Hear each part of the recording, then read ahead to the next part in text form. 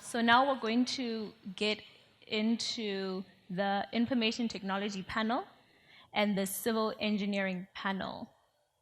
If I could just have your attention, that'd be great. Thank you. Okay, so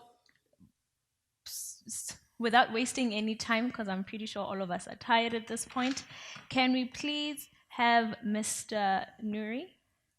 And we'll be joined shortly by Mr. Rinat, who will also give us a talk under the information technology. But for now, we'll only have Mr. Nuri giving us his presentation. So I'm happy to be here, and hopefully I can make it interesting for you. In the beginning, when I was practicing the presentation yesterday, I was saying that I'm not going to talk about myself. I'm only going to talk about you. So maybe I'll change that because I think we have a little bit more time, but I'm going to go through it. So my presentation is You Can Do Better, and I will tell you how you could do better. But I first want to start with one of the most important questions that people always ask themselves, but they're not really aware that they're asking it themselves. And that's the question, how can you help me? So whenever you meet a person in life, that's the first question you subconsciously ask yourself. And a lot of people, they are not aware of it.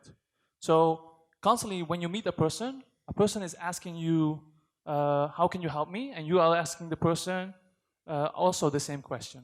So I'm also going to answer that question. So I work in IT for 10 years now, but I work in learning and development. And we set up training programs, etc., in learning and development. So I want to start with the 5 things I think you should care about. And we talked about motivational things today, and also that you have to take a daily shower. That's like how you get motivation. And I think that's true for all things that you care about. All things that you care about, you actually have to give attention from time to time. So I'm going to speak about those 5 things.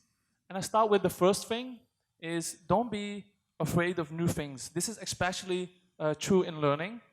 So I invented a strategy for this. I always imagine that I have a magic dice. And I can choose either to throw the dice or not throw the dice. And the dice can either have 1, 2, 3, and then I get $1 million, or it has 4, 5, 6, and I go to prison for 1 year. So the question is, would you throw the dice or not?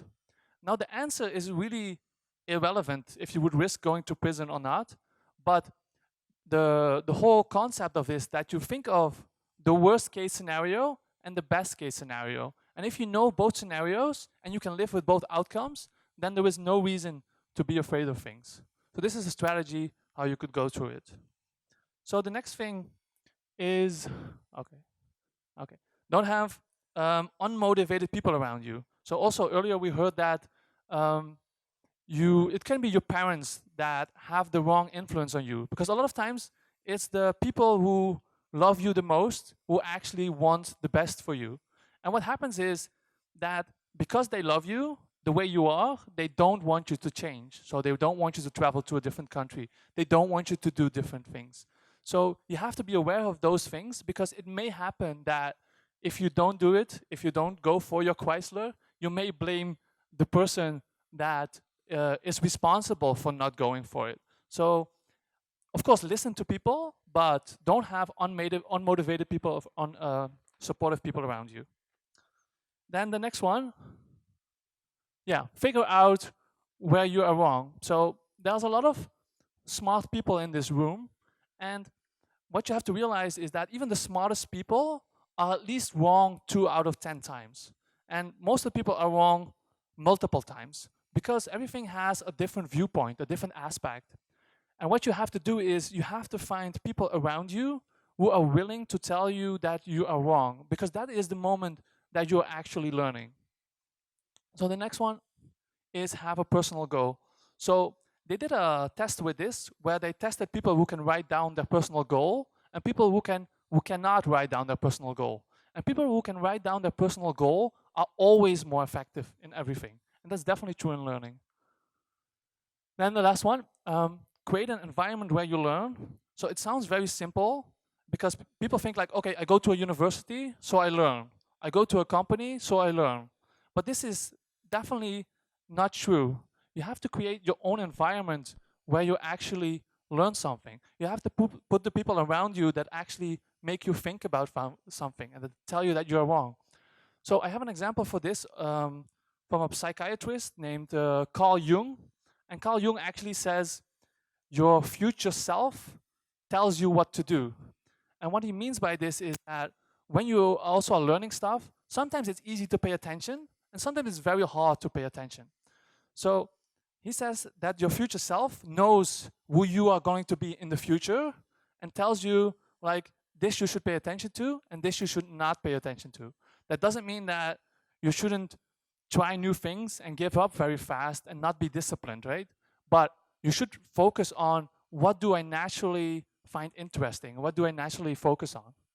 So the first way you can be better is really be aware of your learning environment, the people around you and how you're learning. So the second thing is, we're going to talk about learning and development. So the easy explanation of this is, what is learning? Learning is the daily activity that you do to get better at a skill, get better at something. And development is a defined way, a defined process, mostly time-based, 6 months, 1 year, that you define in how you set up your learning. So I have a Garfield picture here, and that's for a reason. When I was young, I tried to define also what learning is and what creativity is. So what I did is I got a piece of paper from my uncle, which is called carbon paper. And carbon paper has this effect that if you press on the top, the ink will come to the other side. So what I did, I took a cartoon, I put it on the top, and with a toothpick, I was drawing the lines. So I was actually drawing Garfield. And what I noticed is that if you do it a lot of times, because it's really showing off, and people say like, you are really creative, so it was really motivating, that you can actually start drawing Garfield without the carbon paper. And it was very easy to learn. So what I did is, I call this the first definition of first level of creativity, by the way. And what I did is, I did this more times with more cartoons. And if you only have, for example, 5 muscle memories, 5 cartoons that you actually draw, you can draw 100 different combinations of 1,000 different combinations. And the same way I draw Garfield, that's the way you could learn anything. And it's very easy to learn. The last part actually is when you start doing, for example, when you start drawing a lot or whatever you do, you start seeing the same lines in everywhere. You start seeing the same lines of Garfield in the floor, in the walls, and other things. And that I call the third level of creativity. You take something from the real world and you put that in your muscle memories and you use it. So I want to talk about the educational landscape. Where is it now and where is it going? So you used to always get the advice, oh, you want to learn something? Read a book. But books are, of course, very, very helpful, but they're the worst way of building associations fast. So as I said, these are tools for building associations. And you can see that online learning already, because it is a person gives you an emotion, so your emotional state is higher. That way you can already learn faster. So you will see that online learning is better. Then you go to blended learning. Blended learning is a mix of in-person and online learning. So the last one, and I think everything in about 5 to 10 years is moving to virtual reality. What you can see now, even in hotels, they are teaching you how to be friendly with virtual reality. They're telling you, oh, the culture like this is here is like this. So we can use virtual reality to start speaking to fake people, and we can measure how friendly you are, basically, and tell you how you can be friendlier. So it's already being used a lot, but it's not the best way at the moment because it doesn't exist for all subjects yet. So what you can see is this nice way of effective way to learn, and you can see how you can keep retention. I'm giving a lecture, and lectures are actually the worst way of learning. And also, it's not meant to really learn something. So if you look at the 4 levels of competence, the first level is not knowing that you don't know. So for this, lectures are very useful because you were not aware that learning and development maybe is such a big subject, but you can learn so much about it. So hopefully you go for that you don't know, that now you know that you don't know. And that's the second level. And the third level is that you know that you know. And the last level of competence is that you don't know that you know. So all of us can speak. And once we had to learn to speak. And actually now that's in our subconscious. So now we can speak easily, but don't even know that we learned it at some point. So that's the last level of learning. So I said teaching is the best way. So the next thing how you can do better is learn by teaching. Have somebody next to you and teach them whatever you can do, and you will also get better at it. Next thing is create an organization where you want to work. So you have the ability, when you work in an organization, sometimes learning and development is on a mature level, but most of the time it isn't. So what you can do is, I already saw some presentations also with skills today. When you are in a new organization and they don't have like a competence chart of the skills that you need to be good at your job, you can create a skill. You look at all the knowledge, and from the knowledge you can create learnable skills. Preferably those skills you can learn in 15 to 30 minutes. Once, this is actually my next slide. Once you learn those skills, then you can share them with other people. And what happens is your company of organization will get way more effective in teaching, because now everybody wants to be a teacher because that's the best way to learn. So I have this picture of Garfield. So how would you do this example that I gave? So let's say you want to draw Garfield. This is knowledge. Let's say you want to split it up into skills. First, you learn how to create the legs, then the body, and then the face. So once you have done this, it's very easy to teach you. I can teach you how to draw Garfield in 1 hour just by splitting it up and making you do the lines, so you have the muscle memory. When I do this, I also learn it better. So you can do this in any organizations. So basically you can do better, create an organization that shares knowledge and be part of that. Be one of those people who actually does it, because that's one of the most valuable people in a company. So at the moment we are working, I work at Skill Transfers, it's my own company. We are working at a tool, and it's going to be a free tool that you can use to actually create skills in the organizations that you have, and it has a planning system. So let's say you have 10 teachers or 10 students in that company, and you have all the skills defined, and you know exactly who has which skills. Then you can make an appointment with that person who has the skills and actually learn those skills very fast. So imagine you have two companies, the one that learning and development is that uses the tool where you can learn from everybody in the company very fast. So imagine we were all on the platform and we know exactly who has which skill. And if you need help with a skill or you want to learn the skill, you can actually go to that person and teach that person or learn from that person. So that's the platform we are building at the moment. And if there are no questions, then I'll try to do the face. Yes, thank you.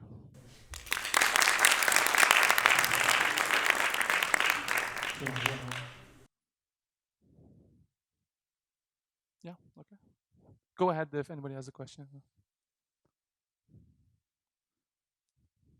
Nothing? Oh, yes, go ahead. It's coming. It can also be about IT, by the way. I work in IT for 10 years, so if you want to know something about IT, you can also ask me. First of all, thank you for the great presentation. I'd like to know, like, when did you graduate, first of all? So it's a funny story. I actually never went to school. Oh. I only did high school. So when I'm saying that you can learn anywhere, I really mean that you don't need to go to school. You just need to find the right people who can do something and actually learn from them. So it's really important that you build your environment. I know a lot of people who didn't went to school and have a lot of skills. I also know a lot of people who went to school and don't have any skills. So it's really not about where you go, but it's about the environment you create around you. But you're right now working in IT field. Yes. So my question is, how did you find out that you need to apply all these techniques in self-development? So you came up to IT field, which is very, it's very competitive in IT to get job, to know something deeply, because it's very broadly applied, and there are lots of students who study IT. and not all of the graduates get job. But you didn't study in a university. As I see, most probably you applied all these techniques. How did you find out that you may develop yourself in such ways? Well, for me, I have like two questions here, right? The first one is how to get a job in IT, but anywhere. And I think today it was answered a little bit. So when you don't know how to do something or don't know how to do something well, then you will see that any employee, and today we talked about it, will always hire the person with the best attitude, not with the best skill. Okay. So if you go into, and I also did that, when you go into a conversation, make sure, even if you're wrong, people don't care. But people don't care about your attitude. So if you go in and say like, oh, I want to do this, I want to do that, I can do this, and I want to help your company like this and that, they will hire you, not the person who is more skilled. Because being skilled is something you can learn really fast. And then for my own journey, is also I was searching for people who are better than me, right? So I was searching, I got hired because hopefully by attitude, and I was just searching for people who are better than me, and I was sitting next to them. And then when I learned something, I tried to explain it to someone else, and then I was also learning again. So it was kind of a pool. And in the beginning, you always think that you know nothing until you have somebody new coming in, and then you explain it to that person, and suddenly you think you're very smart. So it's mostly like, a lot of times we think we know nothing, but we know a lot. And we're not aware of that we know a lot. But if you start teaching also, not only will you get better, but there's a lot of additional benefits. Like your confidence level will also go up. So there's a lot of benefits of using this way of, and I also did that, I guess. Thank you. Thank you. I guess also what she was trying to ask is, how did you end up, but are you saying that you were able to secure a job in the IT field without having studied it because of your attitude? Yeah, I really think that made the difference, yeah. Okay. Of course, I looked up a little bit, right? It's not like I did nothing, but Absolutely. I look up the company and it's like, oh, there's opportunity in IT. They're looking for intelligent people with some experience. I just played around a little bit. And then I think I got hired by attitude, even though they knew I didn't have an education. Yeah. That's quite interesting. Thank you very much. Thank Any you. more questions? Yes. Hello, my name is also nice to meet you, and it's a great presentation. I am really motivated. Thank you. I have a question. If you say that if we have a negative environment, we should break free and get free of it. But if it's our parents or really close friends that we can't only break for a minute with them, what we should do? Well, you should not lose your parents, I think. That's a bad strategy.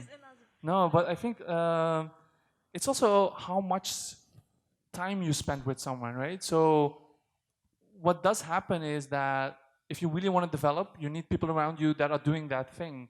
So what maybe happens is that the friends that are unmotivated for you, you will spend less time with them. Not no time. You just have to plan your time very well. And if your parents are unmotivated,